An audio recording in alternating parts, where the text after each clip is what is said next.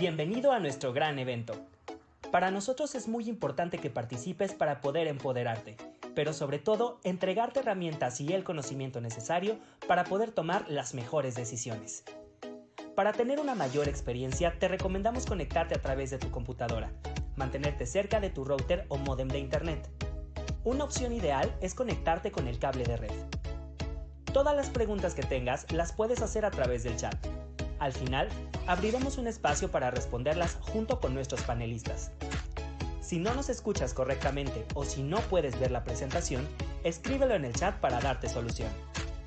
Disfruta y aprovecha este evento, y si al final te gustó, exprésalo en tus redes sociales. Nos puedes encontrar con el @ScandiaMéxico. Gracias por asistir.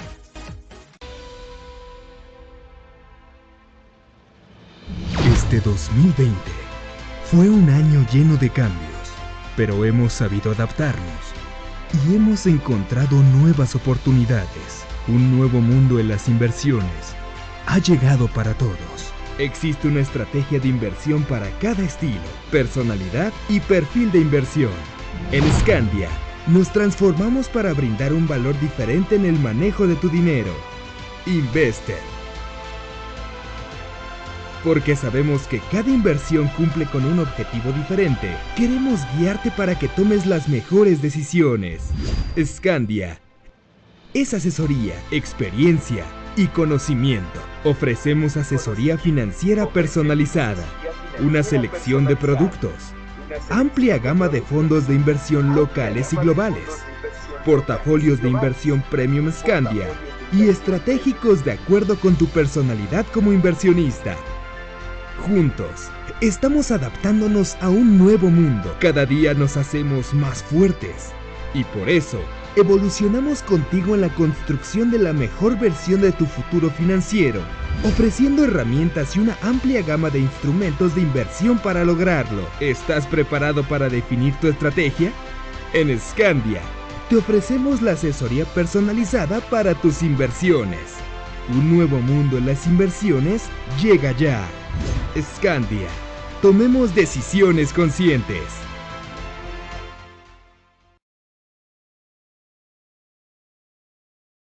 Hola, ¿qué tal amigos? Mucho gusto, muchas gracias por estar con nosotros en esta primera sesión de Investment Sessions de este 2021. Estos espacios que hemos creado para ustedes, para hablar de temas financieros, de economía.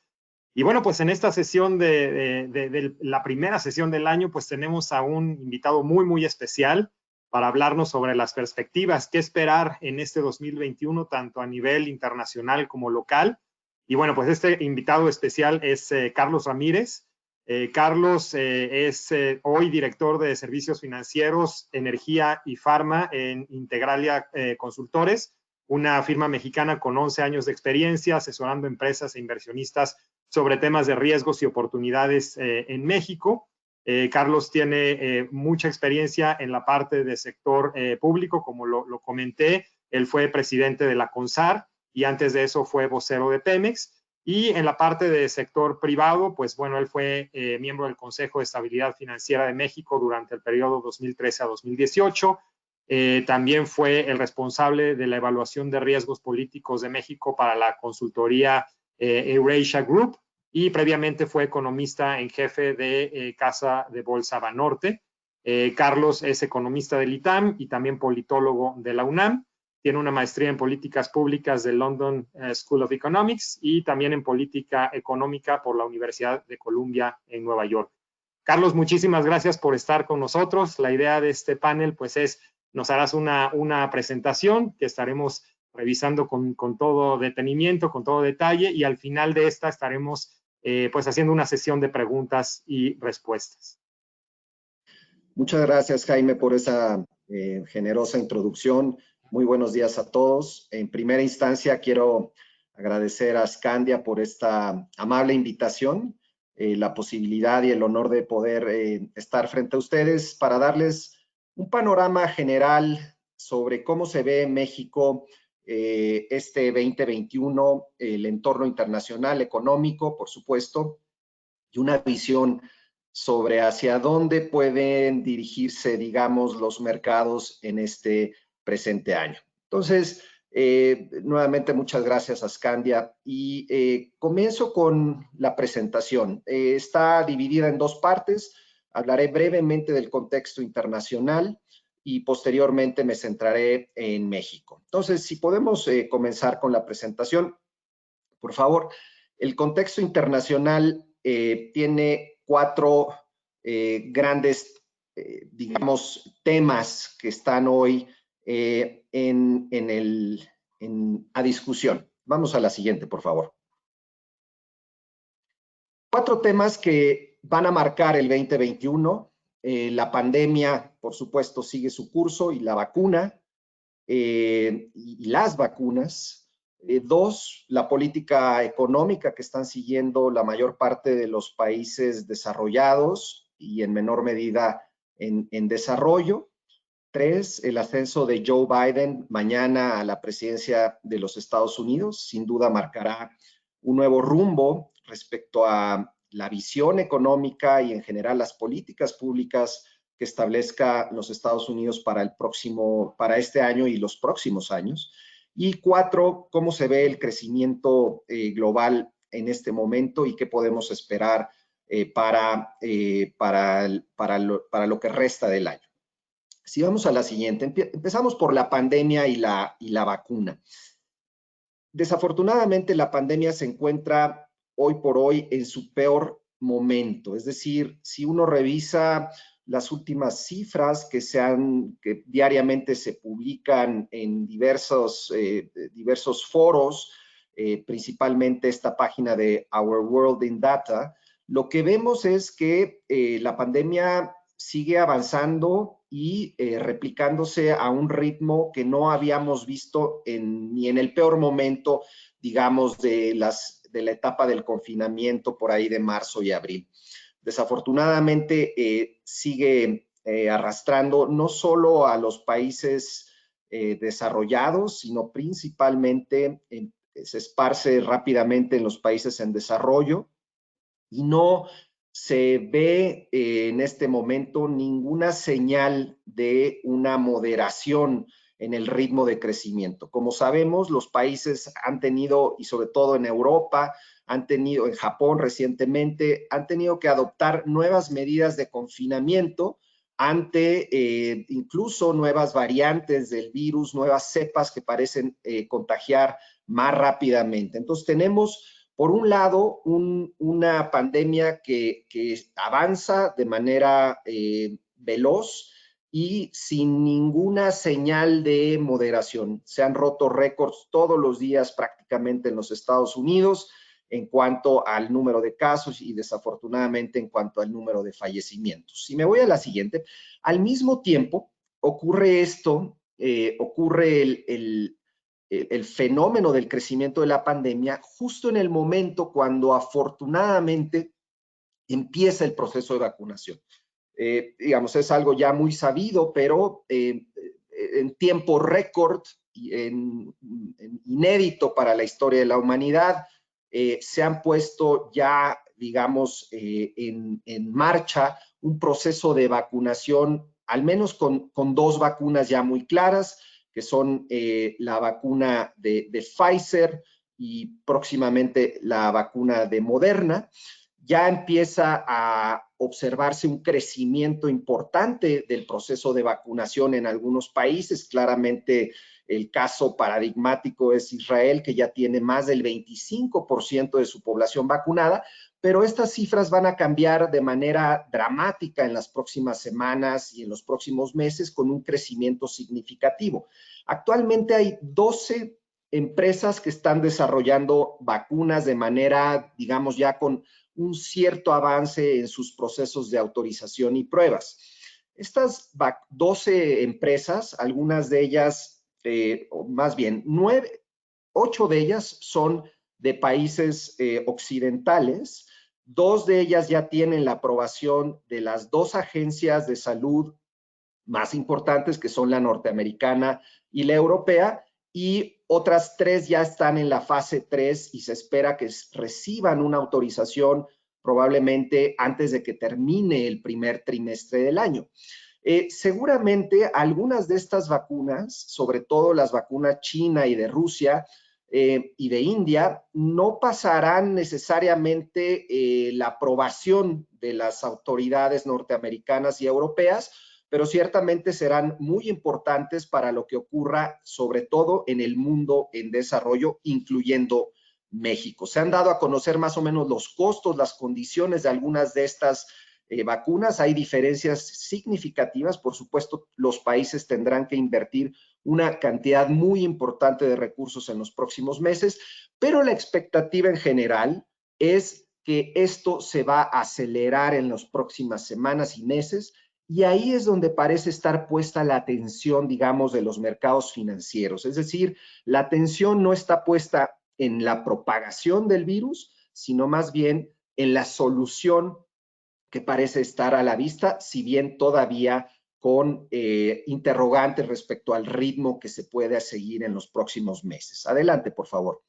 Ese es, por un lado, lo que hoy ocupa el mundo y sigue ahí presente.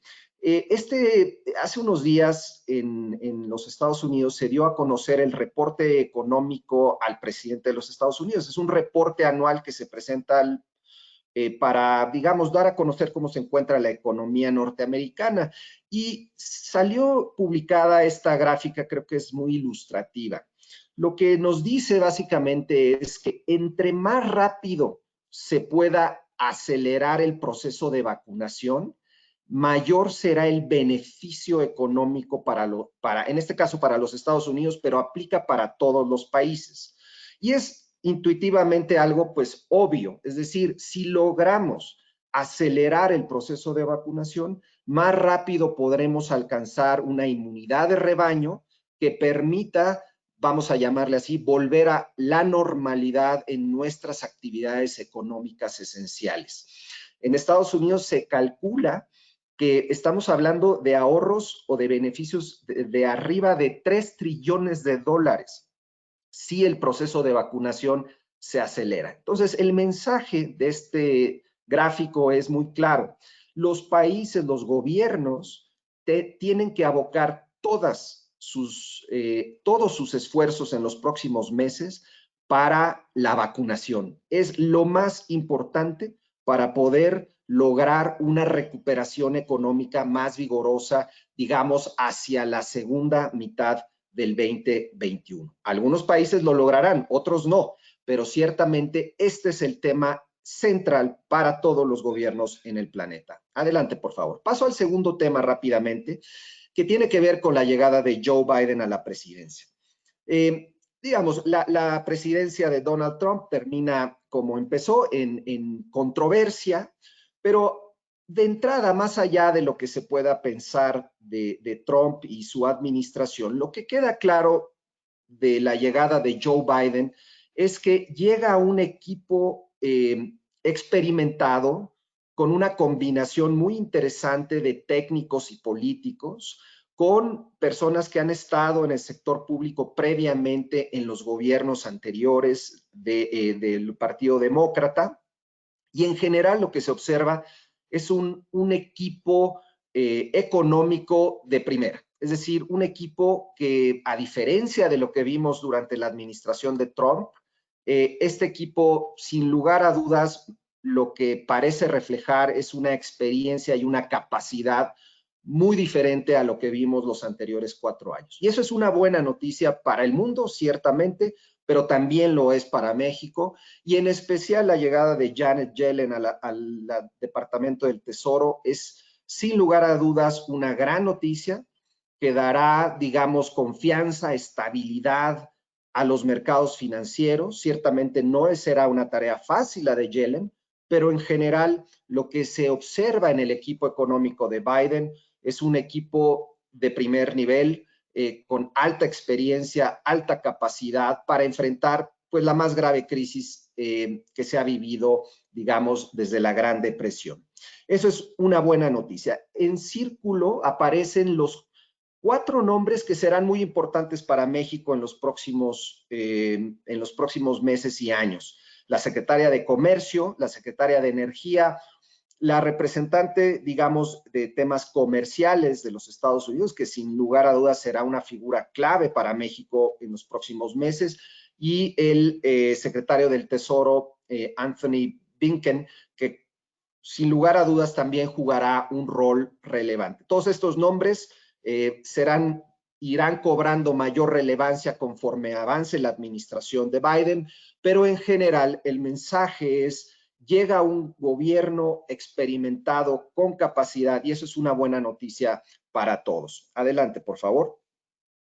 El tercer tema rápidamente es algo muy conocido por todos: la alineación de la política fiscal y monetaria continúa. Es decir, las autoridades fiscales y monetarias han repetido en estas últimas semanas y sobre todo al arranque del año que seguirán actuando con lo que sea necesario, con todas las herramientas de política económica a su disposición para enfrentar la todavía grave recesión que vive el mundo. Y esto incluye, por supuesto, una política fiscal expansionista que sigue su curso y que se ahondará en los próximos meses, particularmente en los Estados Unidos, con el nuevo paquete económico que ha puesto sobre la mesa Joe Biden de cerca de $2 trillones. Y en general los bancos centrales continuando con su política monetaria expansionista y anunciando que no van a elevar tasas de interés en mucho tiempo por delante. Entonces, en general, lo que observamos es una alineación de la política fiscal y monetaria que continúa. Sabemos cómo reaccionaron los bancos centrales y los gobiernos a partir del confinamiento, poniendo en marcha el más ambicioso paquete económico, fiscal y monetario por parte de los bancos centrales en la historia. Y esto continúa y continuará por lo que resta del año, al menos hasta no ver señales más claras de una recuperación económica a nivel global. Siguiente y finalmente, el último punto que quiero destacar del entorno internacional es que a pesar de estos nuevos confinamientos que han llevado a cabo diversos países, si uno ve los datos de alta frecuencia, que como sabemos se han puesto de moda estos indicadores, pues lo que permiten es ver cómo se está moviendo distintos indicadores de la actividad económica en el momento, es decir, no esperar hasta la publicación del dato mensual que siempre tiene un rezago. Estos indicadores de alta frecuencia, varias instituciones bancarias, la OECD, han publicado recientemente datos que parecen sugerir que aún a pesar de los confinamientos, la actividad económica global en este arranque del año está mostrando resiliencia. Es decir, no estamos, si ustedes ven la tabla del lado izquierdo, por ejemplo, que es una gráfica del BBVA Research, cuando ocurrieron los confinamientos en febrero, marzo, toda la actividad económica del planeta prácticamente se paralizó. Si nos vamos ahora a enero y ustedes aprecian cómo el azul se torna más suave, más tenue, es decir, a pesar de los nuevos confinamientos, no está teniendo el mismo efecto en la actividad económica, y lo mismo se puede apreciar en indicadores que hace unos días dio a conocer The Economist, que son datos de la OECD en los 4 países, digamos, económicamente más poderosos del planeta, exceptuando China, pero en general lo que se aprecia es que el confinamiento no está teniendo un efecto tan agresivo sobre la actividad económica, y esto es una buena señal para los próximos meses. Entonces, en resumen, el contexto internacional, ciertamente la pandemia está en su fase más agresiva, más delicada, va a seguir lamentablemente costando vidas y va a costar económicamente, pero en general se aprecian algunas señales de resiliencia, tanto de la actividad económica, con una política económica fiscal y monetaria expansiva, y con la llegada del nuevo equipo, el nuevo presidente de los Estados Unidos, pareciera que el entorno internacional, desde un punto de vista de liquidez y de actividad económica, va a mejorar en los próximos meses. Paso entonces a ver qué está ocurriendo en México. Y bueno, simplemente agrupé aquí las proyecciones del PIB para el 2021 de los, digamos, de 4 organismos multilaterales. En términos generales, la expectativa es que el crecimiento global esté alrededor de entre 4,5% y 5%. Es una recuperación importante, aunque con diferencias significativas en cuanto al crecimiento. Por ejemplo, China cerca del 8% y Estados Unidos, simplemente anotar esto. En general, estos datos son del Fondo del Banco Mundial, de la CEPAL y de la OECD, son indicadores con un poco de rezago. Si uno va a las encuestas de analistas económicos en los Estados Unidos, ya está más cerca del 4%, incluso arriba del 4%, y hay algunas corredurías. Por ejemplo, recientemente Goldman Sachs acaba de subir su expectativa de crecimiento a 6,6% en Estados Unidos para el 2021. Sin duda, el más optimista de todas las corredurías a nivel de los Estados Unidos, pero una señal de que la actividad económica en los Estados Unidos podría ser incluso mejor al de las expectativas luego del paquete económico anunciado por Joe Biden hace algunos días. Siguiente, por favor. Paso a México, entonces, para hablar brevemente sobre lo que podemos esperar. Algunas lecciones del 2020 que son relevantes. Siguiente, por favor.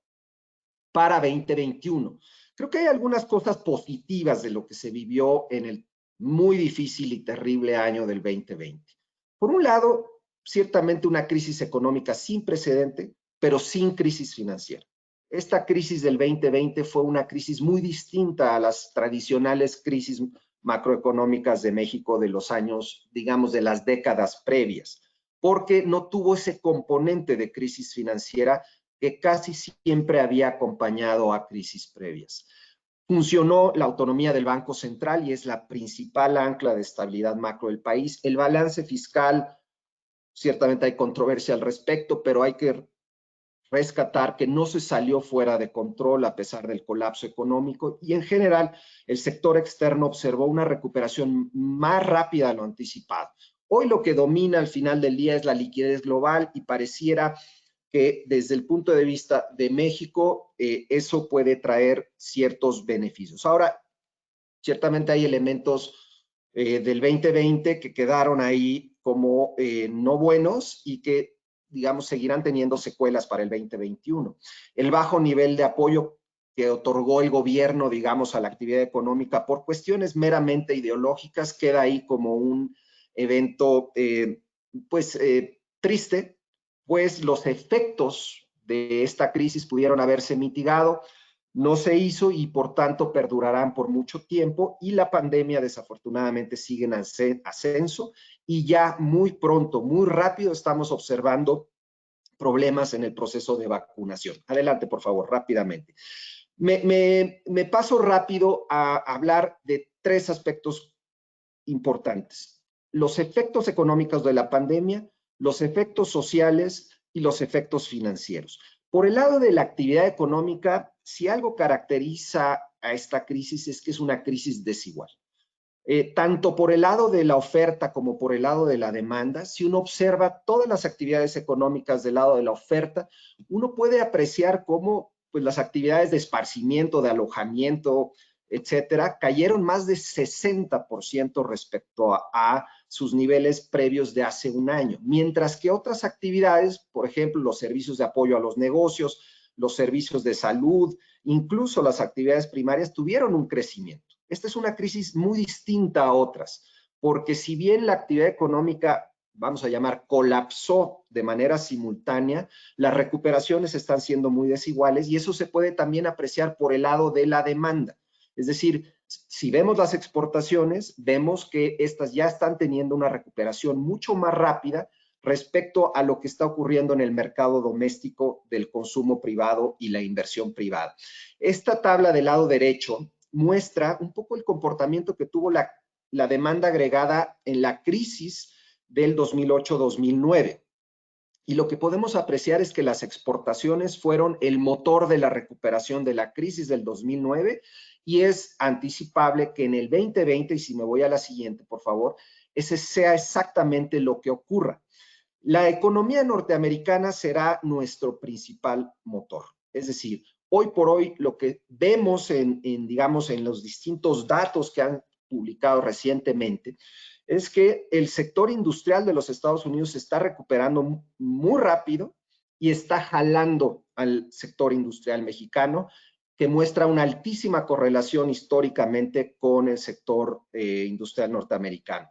Y por otro lado, el PIB norteamericano también recuperándose respecto a la fuerte caída del segundo trimestre y con expectativa de una recuperación, como ya mencioné, relativamente veloz en los próximos trimestres. Eso va a ayudar a la economía mexicana, va a jalar el sector externo que pesa de manera importante en la actividad económica del país. Ese es el sector externo. No podemos decir lo mismo, si me voy a la siguiente, por favor, del sector doméstico. Es decir, dado que el gobierno mexicano tomó esta decisión de no incentivar la actividad económica a través de una política fiscal más agresiva, México, según la tabla que recientemente publicó Moody's y que se basa en datos del Fondo Monetario Internacional, México es el segundo país con menos apoyos económicos de una lista de casi 35 países.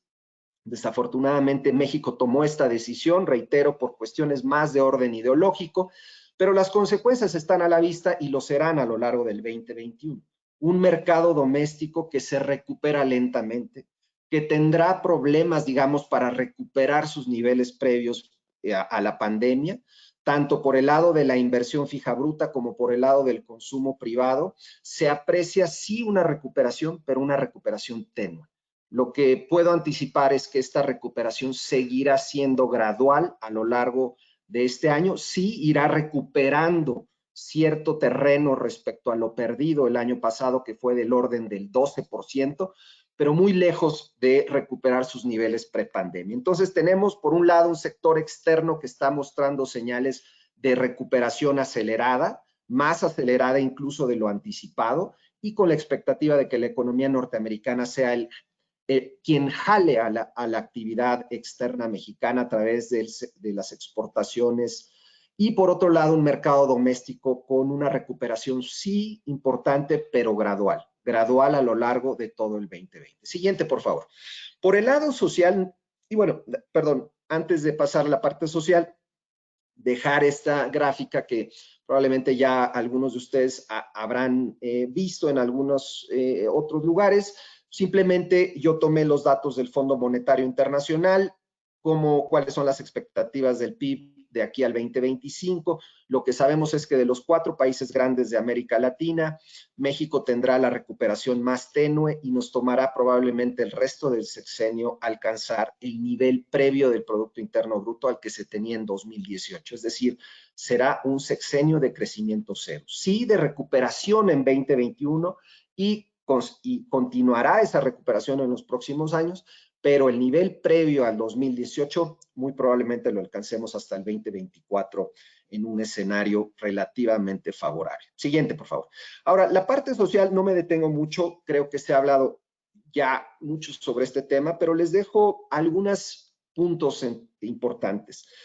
Por el lado del empleo, México cerró el año pasado con 4 millones menos de empleos, con un nivel de subempleo récord del 15%, 1 millón de negocios en términos brutos cerraron, más de 400,000 en términos netos a lo largo del año pasado. La pobreza laboral alcanzó su nivel históricamente más alto desde que se lleva registro desde el 2005 y la expectativa es que haya entre 8 y 10 millones de nuevos pobres en México una vez que INEGI publique sus datos de pobreza en agosto de este año. Entonces, en general, esta crisis desafortunadamente es una crisis que va a dejar secuelas sociales muy relevantes, importantes, significativas, que no se pueden desdeñar. Ahora, si nos vamos a lo financiero, ahí la situación es contrastante. Si me voy a la siguiente, por favor, porque esta crisis, como ya mencioné, ha sido una crisis muy distinta a otras. Sí tenemos una crisis ciertamente recesiva, con secuelas sociales muy importantes, pero si voy a la siguiente, por favor, los efectos financieros fueron mucho menor a lo anticipado. es decir, el tipo de cambio reaccionó de inmediato ante la volatilidad que se observó por ahí de marzo a abril, pero en general desde entonces ha recuperado su nivel previo. El riesgo país México sí observó un incremento significativo, pero prácticamente ha recuperado sus niveles prepandemia. Salieron 240,000 millones de pesos de la tenencia de valores extranjeros, pero en general esa salida fue ordenada y no alteró el funcionamiento de los mercados, y el sistema financiero mexicano mostró resiliencia. Si bien la tasa de morosidad ha crecido en los últimos meses a la luz de digamos, la recesión que vivió el país en 2020, lo que se ha observado es que este crecimiento de la morosidad ha sido mucho menor a lo anticipado, y en general el sistema financiero ha mostrado fortaleza frente a la adversidad. Entonces tenemos paradójicamente una recesión inédita en 2020 con efectos sociales muy significativos, pero con un entorno financiero que ha mostrado fortaleza y resiliencia. Y eso es bien importante para el 2021, pensando sobre todo en los mercados. Paso a la siguiente ya para dar entrada, digamos, a la parte final de la presentación.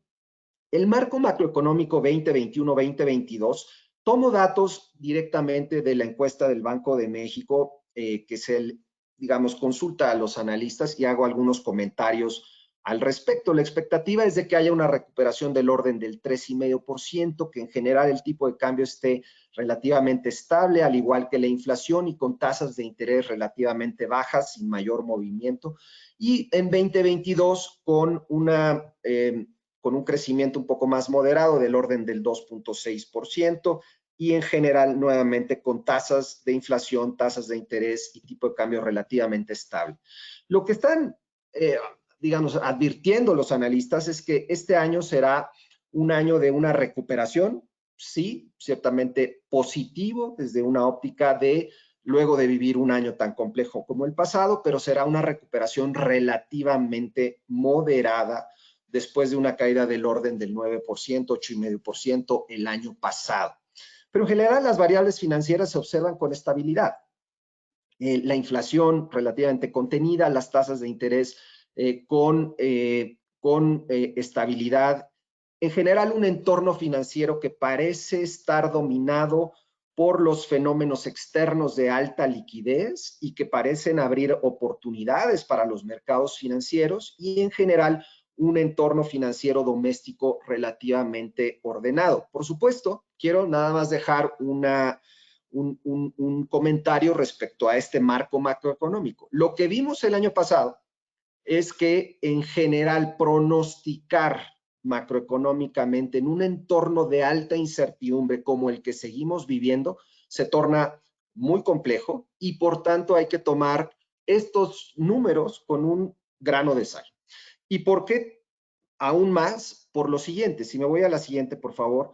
La pandemia sigue con nosotros, sigue ahí, sigue creciendo, sigue expandiéndose, y es muy probable que tenga todavía digamos, varios meses de ascenso adicional, lo cual sin lugar a dudas va a seguir repercutiendo en la actividad económica. Entonces tenemos por un lado una situación en donde vemos a nuestro vecino del norte con expectativas mejores de actividad económica, lo cual sin lugar a dudas nos va a empujar, nos va a ayudar, y por otro lado digamos, nuestra situación interna, en donde seguimos viendo los efectos de la pandemia y con cierta afectación todavía en la actividad económica, y lejos todavía de una normalidad. Entonces, siguiente, por favor. Entonces, un poco el mensaje que quiero dejarles a ustedes es que mucho de la actividad económica, la parte de crecimiento, va a depender del proceso de vacunación. Y ahí, pues, la realidad es que es difícil pronosticar qué pueda ocurrir. El gobierno se ha impuesto metas relativamente ambiciosas para tener vacunado a un porcentaje de la población significativo al primer semestre del año, a través de 4 vacunas que aparecen aquí en esta tabla, en donde se tienen ya contratados ciertos paquetes para las próximas semanas y meses. Sin embargo, muy rápido estamos viendo problemas ya en el proceso de vacunación. Los anuncios del día de ayer no son alentadores, y ciertamente todavía hay grandes dudas respecto a si el gobierno que ha fallado en muchos otros temas, tendrá la capacidad para poder llevar a cabo el proceso de vacunación más ambicioso, por supuesto, en la historia del país y de la humanidad. Entonces, en general, el mensaje que dejo, ya falta una lámina para concluir, en la parte del marco macroeconómico, estabilidad financiera, liquidez global que parece alentar el crecimiento de los mercados financieros y en general una recuperación moderada, impulsada más por los Estados Unidos que por el mercado doméstico, pero todavía con dudas respecto a lo que pueda ocurrir con el proceso de vacunación. Concluyo con algunos mensajes positivos y otros dejarles algunas interrogantes de este 2021 y algunos riesgos. Las oportunidades ya los he ido mencionando, el crecimiento de Estados Unidos, la liquidez global, baja aversión al riesgo, todas las encuestas de expectativas de inversionistas y de operadores de fondos, de manejadores de fondos, parecen sugerir que la aversión al riesgo está en uno de sus niveles más bajos, o vamos a tomarlo, o poniéndolo de otra forma, el ánimo de tomar riesgo en los mercados está en uno de sus niveles más altos de los últimos años. Entonces, hay apetito por riesgo en los mercados, a pesar de un entorno todavía incierto y ciertamente con riesgos relevantes en la parte de la pandemia y la vacunación. Pero hoy por hoy, los mercados están viendo ya hacia adelante. El momento en el que la vacunación toma un rumbo digamos, para resolver de alguna manera el problema de la pandemia, ahí está puesta la expectativa en el futuro, en lo que pueda venir ya más bien hacia el segundo semestre. Y en el caso mexicano, esta decisión, reitero, controvertida y ciertamente con consecuencias importantes en la parte social, tendrá costos el no haber tomado una política fiscal más agresiva, pero la ventaja ahora en el 2021 es que México se ve mejor que sus contrapartes emergentes, sobre todo en el nivel de endeudamiento. Entonces, esto le da a México, vis a vis otros mercados, una posición un tanto más favorable. Y México, en general, a pesar de sus riesgos, y ahorita concluyo con eso, se sigue viendo a nivel global relativamente estable en este 2021. Siguiente y última lámina. Los riesgos, no puedo dejar de mencionarlos. La rapidez en el proceso de vacunación, sin lugar a dudas, es el riesgo más importante desde el punto de vista económico. Si falla el gobierno, la economía no va a poder despegar al ritmo que se está anticipando, sobre todo en el segundo semestre. Hay temas políticos, no me metí a ellos, pero no, es importante dejarlos sobre la mesa. Reformas legislativas que pueden lastimar aún más la confianza empresarial ya de por sí afectada, la ley del outsourcing de Banco de México y de los órganos autónomos que se discutirán a partir del mes de febrero. No hablé de finanzas públicas, pero cierra el año ciertamente un poco mejor a lo anticipado, pero con fragilidad. Pemex sigue siendo un riesgo sistémico relevante para la calificación crediticia, tal vez no del 2021, pero sí del 2022 en adelante. Fricciones con los Estados Unidos, no arranca bien la relación México-López Obrador-Biden. Seguramente habrá fricciones laborales, ambientales, energéticas. Esa historia va a dar mucho de qué hablar en este 2021. Tendremos que poner atención a ello. Y finalmente las elecciones intermedias. El 6 de junio vamos a votar todos los mexicanos. El resultado de esa elección, sin lugar a dudas, va a marcar la evolución económica, política y social del país durante el segundo trienio.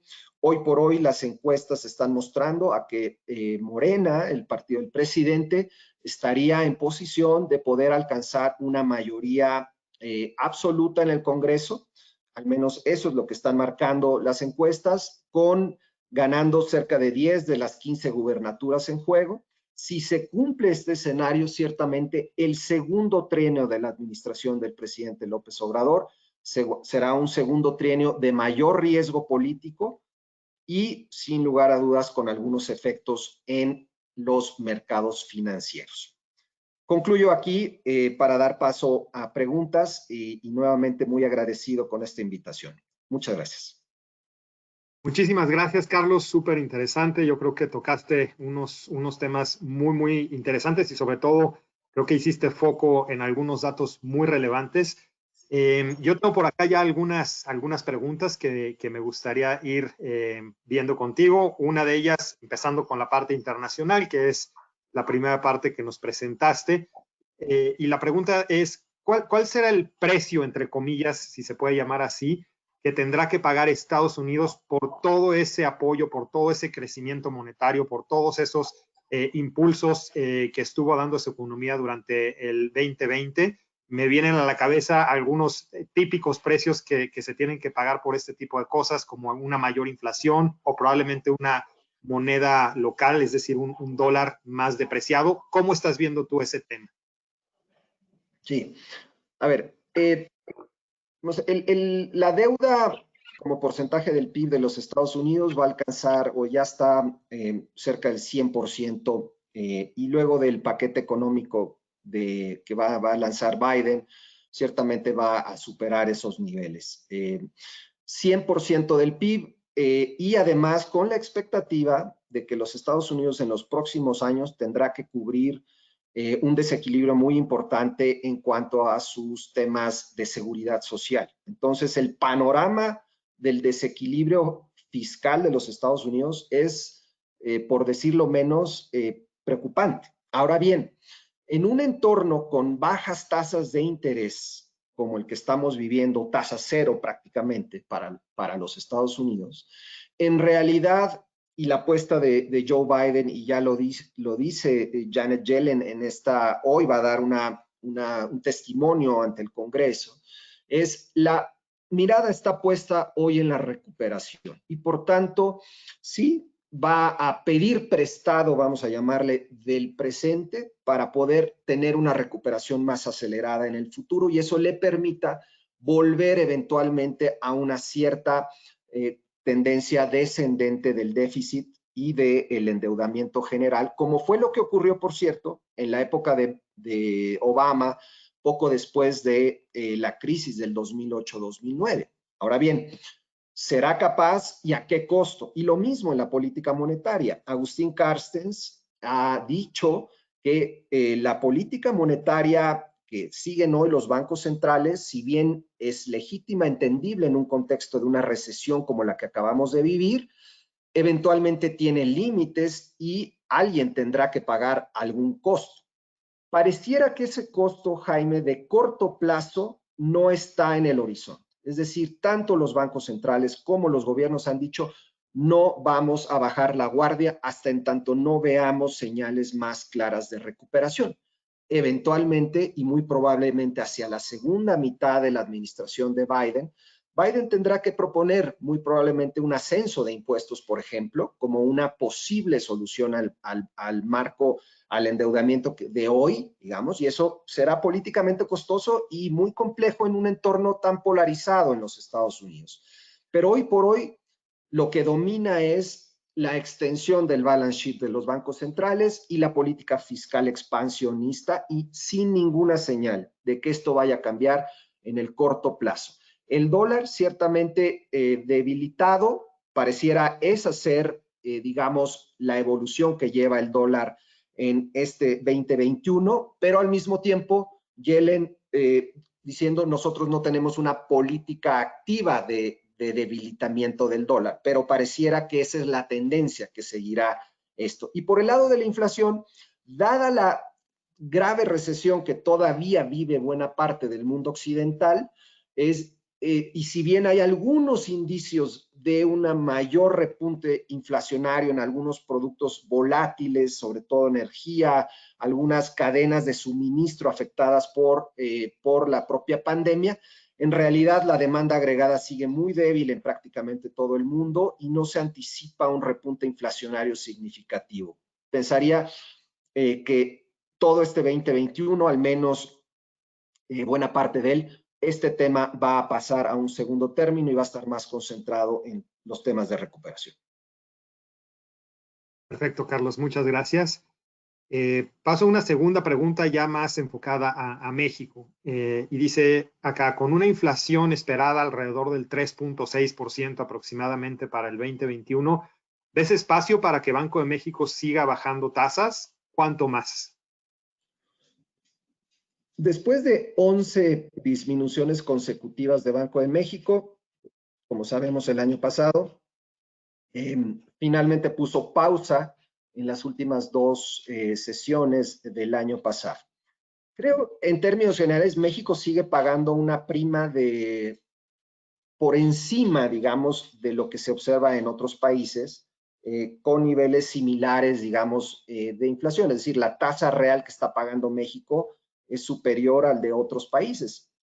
Seguramente parte de ello tiene que ver con un mayor riesgo político país que se ha observado en estos meses, pero pareciera todavía haber algo de espacio para una reducción adicional del Banco Central y también en el contexto de una economía todavía muy débil. Ahora, pero el elemento central para pensar en un Banco Central más laxo tiene que ver con la nueva composición de la Junta de Gobierno del Banco Central. La llegada de Galia Borja creo que va a alterar de manera significativa el predominio, digamos, de los laxos, ¿no? De las palomas dentro del banco, con Jonathan Heath, Gerardo Esquivel y Galia Borja más cargados hacia una laxitud de la política monetaria y ya con mayoría por encima, digamos, de Alejandro Díaz de León y de Irene Espinosa. Entonces, creo que aquí lo que podemos anticipar, o lo que yo puedo anticipar, es que vamos a tener un Banco Central con una visión más dovish, más laxa, por un lado, por la situación de la actividad económica y todavía la recesión que va a estar ahí y la baja demanda agregada del mercado doméstico, y por otro lado, por la misma composición del board, donde claramente ya hay mayoría de las palomas. Entonces, yo creo que todavía hay espacio para una reducción y no me sorprendería que veamos no solo 25, sino incluso un poco más de 2 o 3 reducciones adicionales a lo largo de este primer semestre. Gracias, Carlos. Clarísimo. Otra pregunta que va en línea con uno de los puntos últimos que hiciste en tu presentación es si consideras que la inversión internacional premiaría con mayores flujos de entrada si las elecciones de junio que ya comentaste dan como resultado un balance de poderes más equilibrado entre los diferentes partidos políticos. Es muy buena pregunta, Jaime. A ver, creo que hoy por hoy lo que está predominando en los mercados es la liquidez. México, digamos, yo me dedico a observar y analizar a México no solo desde el punto de vista económico, sino también desde el punto de vista de riesgo político. Desde el punto de vista de riesgo político, vemos niveles, digamos, crecientes de riesgo político en el país y sobre todo pensando de cara al segundo trienio. Pero hoy por hoy los mercados, ese riesgo político parecen estar, vamos a llamarle, pasando a segundo plano. No es que no sea relevante, no es que no tenga efectos, pero pasa a un segundo plano en un mercado dominado por otros factores, la recuperación, la vacuna, la liquidez. El resultado de la elección será determinante. Si Morena gana una mayoría absoluta, eso va a dar más poder al presidente, ya con un presidente muy poderoso, con débiles contrapesos, para que en el segundo trienio avance en su agenda pendiente. ¿Cuál es esa agenda pendiente? Se pueden anticipar algunos posibles temas. Sector energía, reforma fiscal, algunos temas vinculados al sector bancario. En fin, hay una lista de potenciales temas que podrían entrar dentro de la ecuación del segundo trienio. Entonces, si el resultado es un mejor balance, contrapesos del legislativo, indudablemente eso puede ser una buena señal para la inversión de cartera en un entorno con un presidente con mayores contrapesos. Lo que es más riesgoso es el otro escenario, el escenario con un presidente con todo el poder. Entonces sí creo que si el resultado de la elección, pero hay que decirlo, no es el escenario más probable de una elección en donde Morena pierde la mayoría y entonces debe de negociar el presupuesto y sus distintas iniciativas legislativas con otros partidos, ese escenario creo que sería mejor para los mercados financieros, sin lugar a dudas, que el otro escenario, un escenario donde Morena gana la mayoría absoluta, no la calificada, pero sí la absoluta. Y eso le permite al presidente buscar construir coaliciones para reformar la Constitución, sobre todo en materia energética. Gracias, Carlos. Y un poco siguiendo con el tema energético, porque de hecho tiene liga con esta siguiente pregunta, es en el caso en el que probablemente México pierda el grado de inversión, disminuya su calificación crediticia, ¿cómo ves los mercados reaccionando, sobre todo en un entorno donde probablemente también no es que México sea a lo mejor el único que estaría teniendo una degradación de calificación, sino es algo que también por diferentes motivos estamos viendo en otros países, particularmente en otros países de Latinoamérica? ¿Cómo te imaginas ese escenario? Si bien, como lo has dicho, no es un escenario base para 2021, sí lo podría empezar a hacer a 2022 si el tema energético pues no tiene un cambio digamos, de rumbo a lo que hoy se ve. Sí. Lo que tenemos, el grado de inversión, como todos ustedes saben, México pues, está por cumplir prácticamente 20 años como investment grade. Se ha trabajado durante décadas para construir el andamiaje que soporte, digamos, ese investment grade. Ciertamente, desde la llegada de este nuevo gobierno, esa digamos, situación crediticia del país ha empezado a mostrar se ha empezado a resquebrajar a través de distintas decisiones que ha ido tomando la administración por el lado de Pemex, por el lado de las finanzas públicas, y el panorama no es muy alentador, porque este año 2021, por ejemplo, ya no habrá fondos de estabilización, ya no habrá fideicomisos, no habrá remanente del Banco de México, y la gran pregunta es si será capaz de cumplir sus metas fiscales el gobierno en un entorno, como ya expliqué, complejo.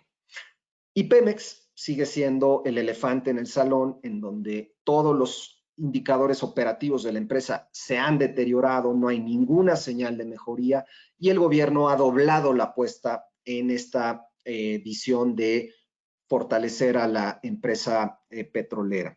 Entonces, el panorama sigue siendo incierto para el grado de inversión mexicano. Pareciera que este 2021, con la disciplina fiscal que ha llevado el gobierno el año pasado y le alcanza todavía para más o menos sobrevivir, pero sigue la gran duda, ¿qué va a pasar el segundo trienio de la administración del presidente? Me parece, Jaime, que no va a ser un evento de súbito, es decir, no es que nos vayamos a amanecer mañana con que México perdió el grado de inversión. De alguna manera se ha ido descontando gradualmente en los mercados.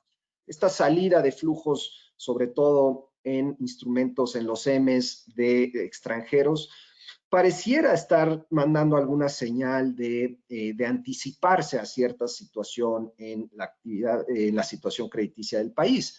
Entonces, no espero yo. Sí creo que México, su grado de inversión está en riesgo. Sí me parece que el año clave será hacia fines de principios del próximo. Habrá ahí que ver cómo sobrevive financiera y fiscalmente el país este año.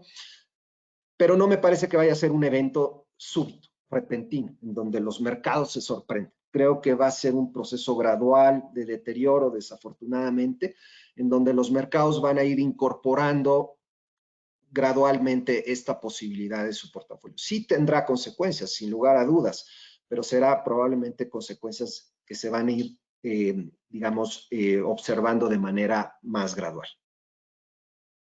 Muchas gracias, Carlos.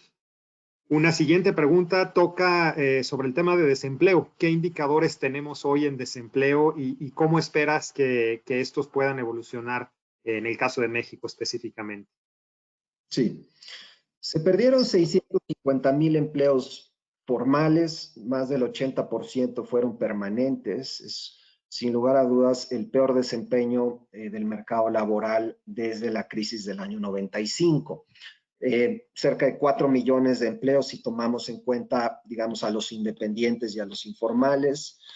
Como ya mencioné, la tasa de subempleo cerca del 15%. Hay un ejército, millones de personas queriendo trabajar más horas sin encontrar espacio para hacerlo. Entonces, el mercado laboral luce muy complicado para este cierre el 2020 de manera muy afectado y con un panorama del 2021, pues ciertamente de recuperación, de mejoría, pero no espectacular. Yo lo que esperaría es un mercado laboral con tendencia, sí, a una mejora, probablemente en el orden, digamos, las expectativas de la mayor parte de los analistas andan como entre 350, 400,000 empleos en el año. Sí, es una mejoría, pero se queda corto todavía de recuperar los niveles prepandemia y me temo que será hasta el 2022 cuando observemos realmente el punto donde alcancemos esos niveles prepandémicos. Entonces, sí, el mercado doméstico va a mejorar y eso va a ayudar un poco a, digamos, a cierta recuperación por el lado de, laboral, pero será un proceso gradual, no será inmediato. En el mejor escenario, pensemos un escenario en donde el PIB nos sorprende al alza, principalmente por la fortaleza de la economía norteamericana hacia después del segundo trimestre del 2021. Bueno, el sector externo seguro va a ser una palanca y pensemos que avanzamos rápidamente con la vacunación y eso genera una mejoría hacia el segundo semestre, por ejemplo, del sector turismo que ha sido muy golpeado en esta crisis. Eso puede dar una recuperación un poco más vigorosa del mercado laboral, pero siguen ahí estructuralmente las afectaciones, los daños de esta crisis, que es ahí donde viene la principal crítica al gobierno en el sentido de no haber emprendido una política fiscal más agresiva. Entonces, lentitud en la recuperación, sí mejoría, pero gradual. Muchas gracias, Carlos. Y bueno, ya estamos prácticamente a final del tiempo, pero creo que nos queda un par de minutos. Nos preguntan por acá, hemos visto pues una apreciación del peso contra el dólar, que creo que ya lo hemos comentado. No es que el peso se haya fortalecido en sí, sino más bien el dólar se ha debilitado contra prácticamente todas las monedas a nivel mundial. La pregunta específica es si con este movimiento del dólar y que se esperaría que probablemente continúe como lo hemos hablado, otras monedas como el euro, como el yen, inclusive como el yuan chino, podrían reemplazar y tomar esa posición de moneda refugio que hasta hoy el dólar ha tenido. ¿Cómo lo ves? Sí, sí, ciertamente la tendencia, si el dólar en este proceso de debilitamiento acentúa en los próximos meses y años con los desequilibrios fiscales de los que ya hablamos en los Estados Unidos, sin una solución inmediata a la vista, pues gradualmente irán tomando fortaleza. El euro ha tomado una fuerza importante como moneda, digamos, importante de refugio, pero creo que son procesos que toman tiempo. Y el yuan chino está lejos de ser una moneda de reserva porque su convertibilidad sigue siendo relativamente modesta, no tiene todavía la apertura de la cuenta de capitales, digamos, al máximo China. Entonces es un proceso gradual.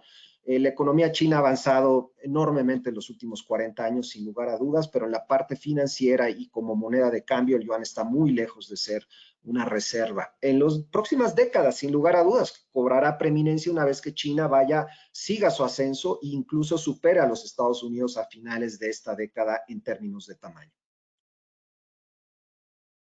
Pues Carlos, el tiempo ha llegado para terminar esta sesión. Te agradecemos muchísimo, ha sido de muchísimo valor. Vemos que todavía hay algunas preguntas que estaremos respondiendo vía correo, pero pues por el momento agradecerte muchísimo tu participación y bueno, creo que queda acá el tema como para seguir hablando varias horas, pero pues de nuevo el tiempo apremia. Y por el momento es todo. Muchas gracias por tu participación, Carlos. Y bueno, pues esperamos verlos a ustedes en la siguiente sesión, que seguramente la estaremos anunciando muy próximamente para seguir hablando de temas financieros, temas de mercados, temas económicos y sobre todo qué hacer y cómo manejar nuestros ahorros. Muchas gracias. Soy Jaime Álvarez, vicepresidente de inversiones de Scandia y nos vemos por acá la siguiente vez. Hasta pronto. Buenos días a todos. Gracias, Jaime. Hasta pronto, Carlos.